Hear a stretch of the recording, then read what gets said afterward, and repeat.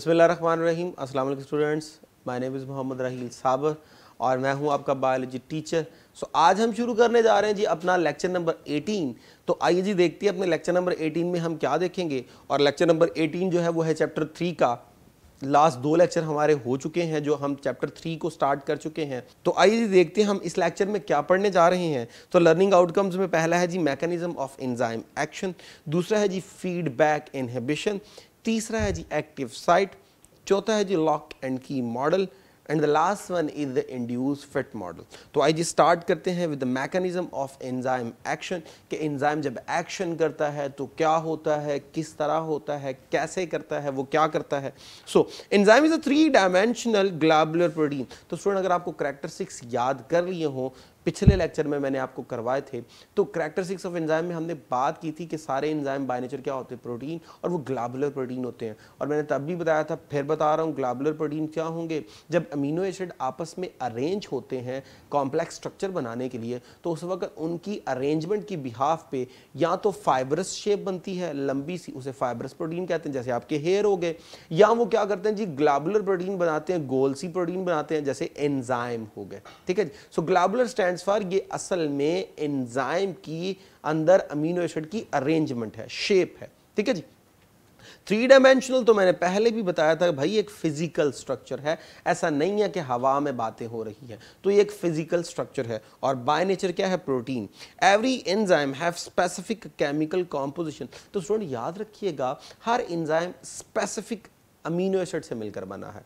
20 types के आपकी body में अमीनो एसिड होते हैं जो आप पढ़ चुके हैं, जो प्रोटीन बनाने में इन्वॉल्व होते हैं। ठीक है जी। अब वो जो 20 टाइप्स के प्रोटीन बनाने वाले अमीनो एसिड हैं, वो अमीनो एसिड डिफरेंट अरेंजमेंट में जुड़ते हैं और जुड़कर क्या करते हैं, प्रोटीन बनाते हैं, और वो प्रोटीन फाइनली क्या करती है जी, एंजाइम बनाती है। So every enzyme has specific shape. Her enzyme की एक स्पेसिफिक शेप होती है। स्टूडेंट याद रखिएगा, वो शेप जो है वो डिपेंड करती है उसके स्ट्रक्चर के ऊपर, और स्ट्रक्चर डेफिनेटली डिपेंड कर रहा है किसके ऊपर, अमीनो एसिड के ऊपर। तो अमीनो एसिड की तादाद, अमीनो एसिड की स्पेसिफिक सीक्वेंस और अमीनो एसिड की टाइप, इन 3 चीज़ों का होना स्ट्रक्चर में बहुत ज़्यादा ज़रूरी है। ठीक है जी। यानी स्ट्रक्चर को प्रॉपर मेंटेन करने के लिए इनकी तादाद, इनकी टाइप और इनकी सीक्वेंस, इन तीनों का होना बहुत ज़्यादा ज़रूरी है। अगर इन तीनों में से किसी एक चीज़ में भी खराबी आ गई तो स्ट्रक्चर ख़राब हो गया, स्ट्रक्चर ख़राब हो गया तो एंजाइम की शेप ख़राब हो गई, और अगर एंजाइम की शेप ख़राब हो गई तो एंजाइम प्रॉपर फंक्शन परफॉर्म नहीं कर पाएगा। तो तब हम कहेंगे कि the shape is necessary for the proper function of an enzyme. Mean कि अगर एंजाइम की शेप खराब हुई तो एंजाइम काम नहीं करेगा। और शेप किस पे डिपेंड कर रही है, उसके अंदर पाए जाने वाले अमीनो एसिड की स्पेसिफिक सीक्वेंस पे, उनके स्पेसिफिक नंबर पे और उनकी टाइप पे। ठीक हो गया। अगर कहीं पे भी खराबी आ गई एंजाइम काम नहीं करेगा। ओके जी। अगर नेक्स्ट हम देखें तो ये मेरे पास एक एंजाइम है जो ग्रीन कलर का आपको शो हो रहा है, और इसने सबस्ट्रेट से रिएक्ट करना है। आइए जी, इनका आपस में रिएक्शन हो गया और क्या बन गया, एंजाइम सबस्ट्रेट कॉम्प्लेक्स। अब नेक्स्ट क्या होगा, एंजाइम प्रोडक्ट कॉम्प्लेक्स। तो सबस्ट्रेट को किस में कन्वर्ट कर दिया गया, प्रोडक्ट में। और फाइनली हमारे पास एंजाइम रिकवर हो चुका है जो कि can be use again and again. और जो सबस्ट्रेट आई थी वो किस में कन्वर्ट हो चुकी है, प्रोडक्ट में चेंज हो चुकी है। अब इसी रिएक्शन में अगर आप देखें तो एंजाइम ने सबस्ट्रेट को पकड़ के प्रोडक्ट बना दिया, और एंजाइम ने अपने आप को रिकवर, यानी एंजाइम अपने आप को रिकवर कर लेगा अनअल्टर, यानी बगैर तब्दील हुए, and can be use again and again. ठीक है जी। ओके नेक्स्ट, ये हमारे पास एंजाइम है, तो जैसे ही सबस्ट्रेट से रिएक्ट करेगा तो क्या बनेगा, एंजाइम सबस्ट्रेट कॉम्प्लेक्स। और रिवर्सिबल रिएक्शन भी हो सकता है, रिवर्स भी हो सकता है। और नेक्स्ट क्या होगा, एंजाइम और प्रोडक्ट, यानी एंजाइम ने अपने आप को रिकवर कर लिया, can be use again and again, और सबस्ट्रेट को फाइनल प्रोडक्ट में क्या कर दिया गया, चेंज कर दिया गया। तो यहां पे हमारे पास फाइनल प्रोडक्ट बन गई। अब एंजाइम अगर हम देखें तो enzyme is highly specific and can only be transform only a specific substrate into product. तो स्टूडेंट पहले भी जो बात हो चुकी है, 2 लेक्चर में लगातार मैं इस पे बोल रहा हूं कि एंजाइम जो है वो हाईली स्पेसिफिक होते हैं। मिसाल के तौर पे मेरे पास सबस्ट्रेट है प्रोटीन, तो भाई प्रोटीन के लिए हमेशा प्रोटीएजेज ही आएगा, कोई और एंजाइम नहीं आएगा। मेरे पास है लिपिड, तो लिपिड के लिए लाइपेज ही आएगा, ठीक है जी, कोई और एंजाइम नहीं आएगा। तो स्टूडेंट इसी तरह हर एंजाइम जो है वो स्पेसिफिक होता है with respect to its substrate. जो सबस्ट्रेट है उसके साथ स्पेसिफिक एंजाइम रिएक्ट करेगा और उसको प्रोडक्ट में बनाएगा। कभी ऐसा नहीं होता मैं कहूँ जी लाइपेज जाके प्रोटीन को पकड़ ले, कभी भी ऐसा नहीं होता मैं कहूँ जी प्रोटीएजेस आके लिपिड को पकड़ ले, ऐसा नहीं होता। तो हर एंजाइम अपने स्ट्रक्चर के लिहाज से, अपने सबस्ट्रेट के लिहाज से क्या होता है, हाईली स्पेसिफिक होता है। आइए जी नेक्स्ट हम चलते हैं जी फीडबैक इनहिबिशन की तरफ। अब फीडबैक इनहिबिशन क्या होती है? अब फीडबैक इनहिबिशन में फर्स्ट पॉइंट है जी, in certain cases enzyme act in a series of chemical reactions। अब क्या मतलब ये कि कभी कभी तो ऐसा हो जो पीछे आपने पढ़ा कि एंजाइम ने सबस्ट्रेट को पकड़ा और पकड़ के क्या बना दिया, प्रोडक्ट बना दिया। तो बड़ा आसानी से छोटा सा रिएक्शन था और फाइनल प्रोडक्ट फौरन क्विकली बन गई। लेकिन कभी कभी ऐसा होता है कि फौरन प्रोडक्ट नहीं बनती, उससे पहले कई प्रोडक्ट बनती हैं और वो आहिस्ता आहिस्ता चेंज होती होती फाइनल प्रोडक्ट में कन्वर्ट होती हैं। तो उस वक्त क्या करना पड़ता है, फाइनल प्रोडक्ट बनाने के लिए उस रिएक्शन में छोटे छोटे कई रिएक्शन करवाने पड़ते हैं। जब कई रिएक्शन करवाने पड़ते हैं तो उस वक्त कई एंजाइम की जरूरत है, ना कि एक एंजाइम की जरूरत है। तो फीडबैक इनहिबिशन में पहला पॉइंट कि जी हमें कई एंजाइम चाहिए ताकि एक रिएक्शन के अंदर छोटे छोटे रिएक्शन को परफॉर्म करवाया जाए ताकि फाइनल प्रोडक्ट बने। सो फिर क्या होगा, related enzyme work together to complete a metabolic pathway. अब क्या है जी, यहां पे वर्ड यूज हुआ मेटाबॉलिक पाथवे। अब मेटाबॉलिक पाथवे क्या होता है, यहां मैंने अभी कहा कि एक रिएक्शन को परफॉर्म करना, उसके अंदर छोटे छोटे कई रिएक्शन करवाने। जब छोटे छोटे कई रिएक्शन करवाने हैं तो हर रिएक्शन के ऊपर एक स्पेसिफिक एंजाइम आएगा और वो उसको क्या करेगा, प्रोडक्ट में चेंज करेगा। तो स्टूडेंट ऐसा रिएक्शन जिसमें छोटे छोटे कई रिएक्शन हो उसे बोलते हैं मेटाबॉलिक पाथवे। ठीक है जी। अब उसमें क्या होगा, सबस्ट्रेट को पकड़ के प्रोडक्ट बनाया जाएगा, वो एक एंजाइम ने परफॉर्म किया। अब वो जो प्रोडक्ट बनी है वो फाइनल प्रोडक्ट नहीं है, तो नया एंजाइम आएगा और उस सबस्ट्रेट को पकड़ के क्या बनाएगा, नई प्रोडक्ट।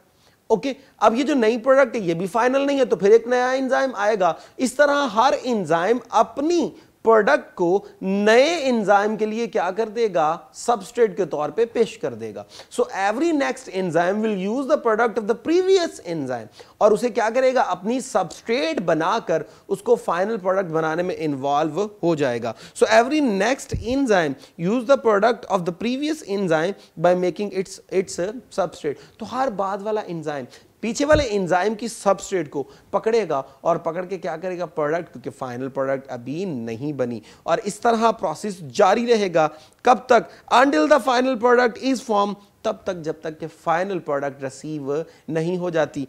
एग्जाम्पल ले लीजिए फोटोसिंथेसिस और रेस्पिरेशन। अब इस सारी स्लाइड की आइए जी जरा डिटेल में थोड़ी डिस्कशन करते हैं ताकि आपको समझ आए कि ये जो हमने 4-5 पॉइंट यहां पे पढ़े ये कहना क्या चाह रहे हैं। ये देखिए जी, ये मेरे पास है जी ग्लाइकोलाइसिस।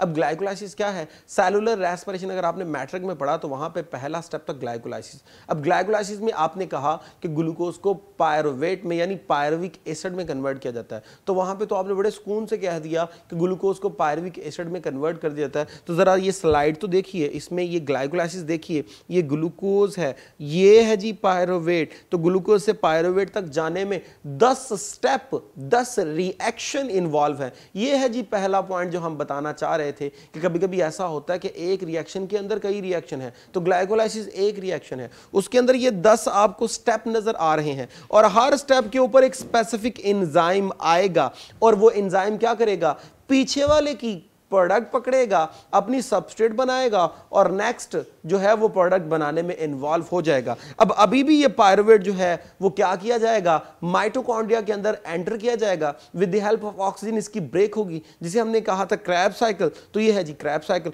फिर यहां पे वो कई स्टेप से गुजरेगा और हर स्टेप पे इन्वॉल्व होंगे कौन, एंजाइम। तो चेक कर लीजिए वो बात आपकी कंप्लीट हुई और आपको शायद समझ भी आ गई कि एक रिएक्शन में, अब रिएक्शन अगर देखा जाए तो एक है क्या, सेलुलर रेस्पिरेशन, लेकिन उसके अंदर आप ये काउंट कर चुके हैं 20 से भी ज्यादा रिएक्शन इन्वॉल्व हो गए जो फाइनल प्रोडक्ट बनाने की क्या कर रहे हैं, कोशिश। तो हर एक स्टेप पे एक स्पेसिफिक एंजाइम आएगा और वो सबस्ट्रेट को रिसीव करके प्रोडक्ट बनाकर नेक्स्ट को वो प्रोडक्ट हैंड ओवर कर देगा ताकि वो इसको अपनी क्या बना ले, सबस्ट्रेट बना ले। आइए इसी चीज को इस तरह सीखते हैं। ये मेरे पास एक ए है जो कि मेरे पास है इनिशियल सबस्ट्रेट, और ये मेरे पास ई है which is a final product. तो अगर आपको एबीसी आती है तो ए के बाद फौरन ई नहीं आता, पहले बी बनना है, फिर सी बनना है, फिर डी बनना है। इसका मतलब ये हुआ अब ये रिएक्शन छोटे छोटे स्टेप्स में क्या किया जाएगा, डिवाइड। तो ये मेटाबॉलिक पाथवे हुआ। अब ए को पहले कन्वर्ट किया जाएगा किसमें, बी में, with the help of enzyme E1। अब स्टूडेंट ये था सबस्ट्रेट, तो ये क्या हो गया, प्रोडक्ट किसकी, इसकी।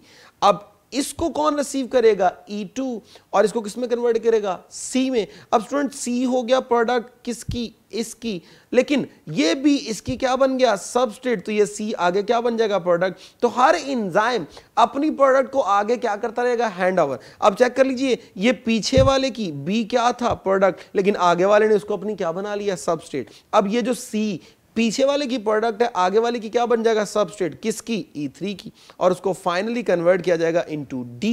अब D जो है वो प्रोडक्ट है इसकी, ठीक है जी। अब ये सबस्ट्रेट बन जाएगा किसकी, नेक्स्ट एंजाइम की, जो क्या है E4। अब E4 इसको कन्वर्ट करेगा इनटू फाइनल प्रोडक्ट E। तो इस तरह A से हमने कहां तक गए, E तक। तो देख लीजिए इस एक रिएक्शन के अंदर हमें कई रिएक्शन क्या करने पड़े, परफॉर्म करने पड़े। और जैसे ही ई बन जाएगा तो ये ई क्या करेगा, ये ई जाकर फौरन पहले एंजाइम को इनएक्टिव कर देगा और प्रोसेस को क्या कर दिया जाएगा, स्टॉप। स्टूडेंट इसी को बोलते हैं फीडबैक इनहिबिशन, एक ऐसा प्रोसेस जिसमें प्रोडक्ट अपने ही रिएक्शन को क्या कर दे, स्टॉप कर दे। अब यहाँ पे जो बी था, सी था, डी था, ये फाइनल प्रोडक्ट नहीं थे, तो इसलिए हम इन्हें बोलते हैं इंटरमीडिएट प्रोडक्ट, यानी ऐसी प्रोडक्ट जो रिएक्शन में थोड़ी देर के लिए बनती हैं, बार बार यूज हो जाती हैं, उनकी कोई फाइनल एग्जिस्टेंस नहीं होती। और अगर ऐसा हो कि मेरे पास फाइनल प्रोडक्ट की कॉन्सेंट्रेशन बहुत कम है और पहले वाले की कॉन्सेंट्रेशन बहुत ज़्यादा है इनिशियल सबस्ट्रेट की, तो ये प्रोसेस क्या रहेगा, कॉन्टिन्यू रहेगा, एक्टिवेट रहेगा, चलता रहेगा, ठीक है जी। और अगर प्रोडक्ट बहुत ज़्यादा है तो प्रोसेस को फौरन क्या कर दिया जाएगा, स्टॉप। तो एक ऐसा रिएक्शन जिसमें बनने वाली प्रोडक्ट अपने ही रिएक्शन को स्टॉप कर दे, उसे फीडबैक इनहिबिशन कहते हैं। इसको एक नए अंदाज से देखते हैं जी। ये मेरे पास सबस्ट्रेट है, ये मेरे पास एंजाइम है। अब एंजाइम दोनों आपस में, सबस्ट्रेट के साथ एंजाइम और सबस्ट्रेट रिएक्ट करेंगे और क्या बन जाएगा, एंजाइम सबस्ट्रेट कॉम्प्लेक्स। तो ये पहला एंजाइम है। अब इसने सबस्ट्रेट को पकड़ा, किसमें कन्वर्ट कर दिया, प्रोडक्ट में। अब ये पहली प्रोडक्ट बनी। अब E1 की ये प्रोडक्ट है, लेकिन नए एंजाइम के लिए क्या बन जाएगी, सबस्ट्रेट, इसलिए लिखा है इंटरमीडिएट सबस्ट्रेट। अब नया एंजाइम है मेरे पास E2। अब ये E2 क्या करेगा, इस आने वाली सबस्ट्रेट को अपनी क्या बना लेगा, सबस्ट्रेट, और सबस्ट्रेट को पकड़ के क्या बनाएगा, प्रोडक्ट। अब ये जो प्रोडक्ट है पीछे वाले की ये प्रोडक्ट है, आगे वाले की सबस्ट्रेट है, जब भी तो क्या लिखा, इंटरमीडिएट सबस्ट्रेट। अब नया एंजाइम E3 आया और उसने इसे अपने साथ जोड़ लिया। अब स्टूडेंट देख लीजिए, हर आने वाला नेक्स्ट एंजाइम पीछे वाले एंजाइम की प्रोडक्ट को अपनी क्या बनाता जा रहा है, सबस्ट्रेट, ताकि प्रोसेस चलता रहे। अब फाइनली क्या किया जाएगा, प्रोडक्ट बन गई, ठीक है जी। अब जब फाइनल प्रोडक्ट बन गई तो प्रोडक्ट पीछे आपने पढ़ा जैसे ये बनती है वो प्रोसेस को क्या करती है, स्टॉप।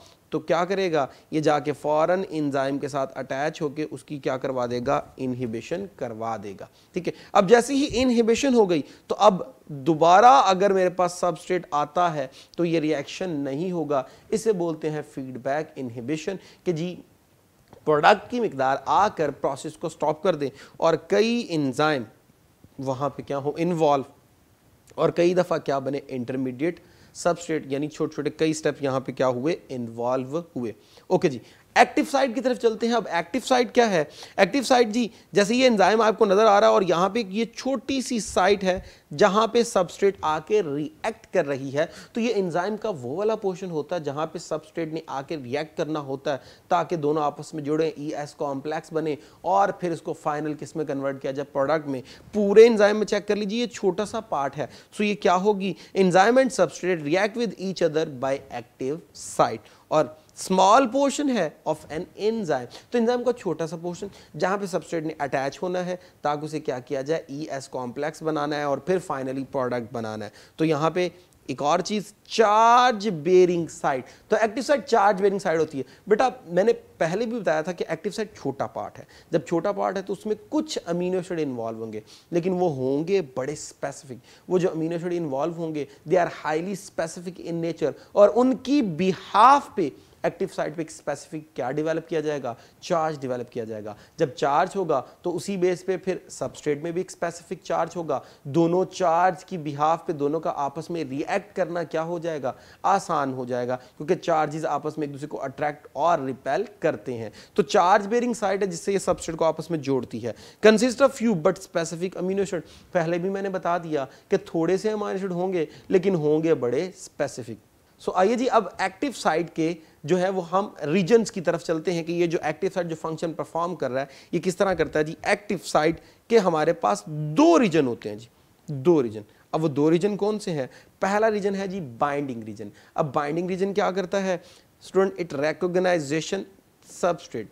अब रिकॉग्नाइजेशन सबस्ट्रेट से क्या मुराद है? जैसे प्रोटीन, आपको बताया कि प्रोटीन मेरे पास सबस्ट्रेट है तो उसका एंजाइम मेरे पास क्या होगा, प्रोटीएजेस। तो प्रोटीएजेस सिर्फ हमेशा रिकॉग्नाइज करेगा प्रोटीन को। तो बाइंडिंग साइट एंजाइम का वो वाला पार्ट जो रिकॉग्नाइजेशन करेगा एक स्पेसिफिक किसकी, सबस्ट्रेट की, ताकि क्या किया जाए, उसको अपने साथ अटैच कर लिया जाए। सो बाइंड इट्स सबस्ट्रेट, और सबस्ट्रेट को अपने साथ क्या कर लेगा, जोड़ लेगा। तो इसका काम रिकॉग्नाइजेशन करना और अपने साथ सबस्ट्रेट को जोड़ना ताकि क्या बनाया जा सके, ES कॉम्प्लेक्स बनाया जा सके। तो एक्टिव साइट का वो वाला रीजन जो सबस्ट्रेट को रिकॉग्नाइज करेगा, यानी अगर प्रोटीएजेस है तो वो प्रोटीन को रिकॉग्नाइज करेगा और अपने साथ जोड़ के ES कॉम्प्लेक्स बना लेगा। सो दूसरा रीजन क्या है, कैटालिटिक रीजन। अब ये कैटालिटिक रीजन क्या करेगा, ट्रांसफॉर्म सबस्ट्रेट इनटू प्रोडक्ट। तो ये आने वाली इस सबस्ट्रेट को किसमें कन्वर्ट कर देगा, प्रोडक्ट में। सो एक्टिव साइट के दो पार्ट हुए, एक ने क्या किया जी, सबस्ट्रेट को अपने साथ अटैच किया, उसे कहा हमने बाइंडिंग रीजन, और दूसरे ने क्या किया, उस आने वाली सबस्ट्रेट को प्रोडक्ट में कन्वर्ट कर दिया। तो एक का काम जोड़ना और एक का काम तोड़ना। तो ये एक्टिव साइट के दो रीजन है। आइए जी अब हम चलते हैं जी मॉडल्स की तरफ कि ये जो रिएक्शन परफॉर्म होते हैं, ये जो एंजाइम एक्शन परफॉर्म कर रहा है, ये किस मैनर में कर रहा है, किस तरह हो रहा है, क्या क्या चेंज आता है। तो डिफरेंट साइंटिस्ट ने डिफरेंट कॉन्सेप्ट यहाँ पे पेश किए। पहला जो कॉन्सेप्ट मशहूर है वो है जी लॉक एंड की मॉडल। इस लॉक एंड की मॉडल में प्रेजेंटेड बाय ईमेल फिशर। अब ये क्या कहता है, एज वन स्पेसिफिक की can open only a specific lock. In the same manner, specific enzyme can transform only specific substrate into product. कि जिस तरह एक स्पेसिफिक ताले की एक स्पेसिफिक चाबी होती है और वो ताला उसी चाबी से खुलता है, किसी और से नहीं, बिल्कुल इसी तरह हर एक स्पेसिफिक एंजाइम एक स्पेसिफिक सबस्ट्रेट को पकड़ के प्रोडक्ट में चेंज करता है। यानी बात हो रही है स्पेसिफिसिटी की, ठीक है जी। अब स्पेसिफिसिटी शुरू से चला रहे हैं कि प्रोटीएजेस प्रोटीन को ही पकड़ेगा, लाइपेजेस लिपिड को ही पकड़ेगा, किसी और को नहीं पकड़ेगा। तो बिल्कुल इसी तरह अब लॉक एंड की मॉडल क्या कहता है, according to this model active site is a rigid structure. Student rigid structure क्या होता है, फिजिक्स में आपने सुना होगा, रिजिड एक ऐसा स्ट्रक्चर होता है जिसके अंदर किसी किस्म का कोई चेंज नहीं आता, वो अपनी शेप को क्या करता है, मेंटेन, आसान अल्फाज में सख्त। तो ये क्या है जी, नो चेंज अकर बिफोर, आफ्टर और ड्यूरिंग द रिएक्शन। तो यानी एक्टिव साइट में रिएक्शन के दौरान, रिएक्शन से पहले, रिएक्शन के बाद किसी किस्म का कोई चेंज नहीं आता, यानी ये अपनी शेप को क्या रखता है, मेंटेन रखता है। जैसे ये एंजाइम है मेरे पास, की के तौर पे शो हो रहा है, सबस्ट्रेट लॉक के तौर पे शो हो रही है। तो जैसे ही ये की इस लॉक को खोलेगी तो खोलने से पहले, खोलने के दौरान या खोलने के बाद इस की में किसी किस्म का कोई चेंज नहीं आएगा।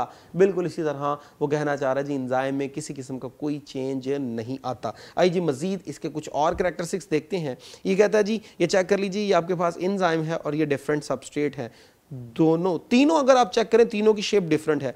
अब बारी बारी सारे ट्राई कर रहे हैं, लेकिन फाइनली कौन अटैच होगा, जिसकी परफेक्ट शेप यहां पे क्या होगी, मैच होगी। तो यहां पे ये मेरे पास सबस्ट्रेट है, शेप मैच हो रही है, तो वो आके एंजाइम से क्या कर रही है, रिएक्ट। तो यही इस मॉडल में कि there are specific shape of substrate and active site. अगर शेप स्पेसिफिक है तो अटैचमेंट होगी, अगर स्पेसिफिक शेप नहीं है तो अटैचमेंट नहीं होगी। जैसे कि इस जो है वो डायग्राम में आपने देखा था कि जब मैच कर रही थी ज्योमेट्रिकल शेप, जब भी फिट हुआ, जब भी जाके ES कॉम्प्लेक्स बना, और अगर शेप नहीं होगी, स्पेसिफिक शेप मैच नहीं होगी तो ES कॉम्प्लेक्स नहीं बनेगा। So hence they fit together if they are same.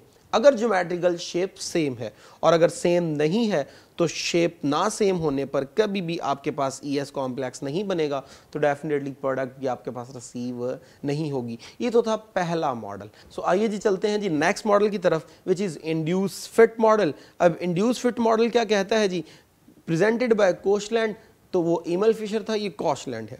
Most acceptable model, सबसे ज्यादा एक्सेप्ट, यानी ठीक यही वाला है, पीछे वाले में गलती थी। आइए जी क्या कहता है, when a substrate combine with an enzyme it induce changes in the enzyme substrate, this change in structure enable the enzyme to perform its catalytic activity. यानी जब एक एंजाइम किसी सबस्ट्रेट से रिएक्ट करता है तो एंजाइम में चेंज आ जाता है, और इसी चेंज की बिहाफ पे वो फंक्शन करने में क्या हो जाता है जी, उसे फंक्शन करने में आसानी हो जाती है। आइए ज़रा चेक कीजिए, ये मेरे पास नीचे एंजाइम और ये नीचे आपके पास सबस्ट्रेट, तो जैसे ही एंजाइम और सबस्ट्रेट आपस में रिएक्ट कर रहे हैं तो चेक कर लीजिए एंजाइम में थोड़ा सा क्या आ रहा है, चेंज। लेकिन जैसे ही फंक्शन परफॉर्म हो गया तो परफॉर्म होने के बाद एंजाइम ने अपने आप को रिकवर कर लिया, शेप को बिल्कुल क्या कर लिया, ठीक कर लिया, शेप में किसी किस्म का चेंज नहीं आया, लेकिन ड्यूरिंग रिएक्शन इसमें क्या आ रहा है, चेंज। तो एक ऐसी चीज जिसमें थोड़ी देर के लिए चेंज आए, दोबारा वो अपने आप को चेंज को रिकवर कर ले, वो तो क्या होता है, एक इलास्टिक स्ट्रक्चर। सो इसका मतलब ये हुआ कि एक्टिव साइट रिजिड नहीं होती बल्कि क्या होती है, इलास्टिक, क्योंकि जैसे इसमें चेंज आया इसने अपने आप को क्या कर लिया, रिकवर। सो नेक्स्ट क्या है जी, next according to this model active site is not a rigid, बल्कि ये क्या है, एक इलास्टिक स्ट्रक्चर है। नीचे चेक कर लीजिए जी, एंजाइम सबस्ट्रेट से रिएक्ट कर रहा है, जैसे ही रिएक्ट कर रहा है तो एंजाइम उसको फिट करने के लिए उतना प्रॉपर अपने आप को क्या कर रहा है, चेंज कर रहा है। लेकिन जैसे ही वो चेंज कर रहा है, सबस्ट्रेट को जोड़ लिया, जैसे ही प्रोडक्ट बन जाएगी, एंजाइम अपने आप को दोबारा क्या कर लेगा, रिकवर कर लेगा, अपने शेप में वो चेंज परमानेंट रहने नहीं देगा, यानी शेप में चेंज परमानेंट बेस पे नहीं आता, इसलिए हमने कहा इलास्टिक स्ट्रक्चर है। जबकि वो लॉक एंड की मॉडल क्या कह रहा था, चेंज आता ही नहीं। तो यहाँ चेंज आता है, चेंज आएगा जब भी ये इस काबिल बनेगा कि ये क्या कर सके, फंक्शन परफॉर्म कर सके। सो स्टूडेंट आज के लिए इतना ही, नेक्स्ट लेक्चर में इंशाल्लाह नए कंटेंट के साथ हाजिर होंगे। अब तक के लिए इजाज़त दीजिए, अल्लाह हाफिज़।